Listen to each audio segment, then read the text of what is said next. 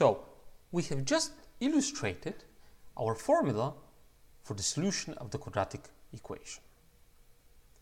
I want to now discuss the geometric interpretations of these solutions. So the solution of the quadratic equation ax squared plus bx plus c equals 0 is given by the two formulas we recited heavily in the previous slide. Just to remind you, x1 and x2 were minus b plus or minus radical of b squared minus 4ac over 2a, which could be abbreviated as minus b plus or minus radical of the discriminant, the whole thing divided by 2a, where the discriminant d was given by a b squared minus 4ac. Okay.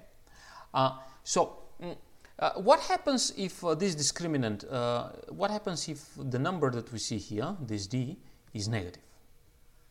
Well, if d is negative, think of d being something like negative 5, well then radical of d is radical of negative 5, which is radical of 5 times I. This is a complex number. If d is negative, then radical of d is not real, and the quadratic has no real solutions. What does that mean?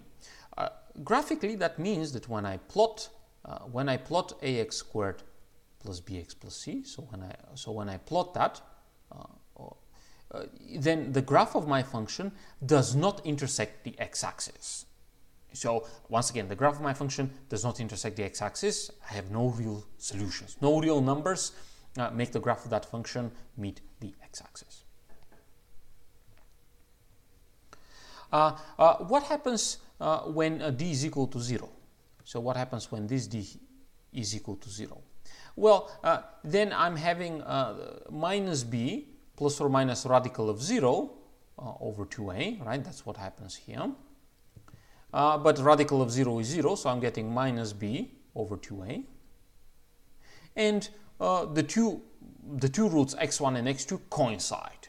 So our equation then has only one 0 with multiplicity 2. The two solutions x1 and x2 coincide, and the graph of the parabola touches the x-axis. Of course, when that happens, if you remember our factorization of this quadratic was a times x minus x1 times x minus x2.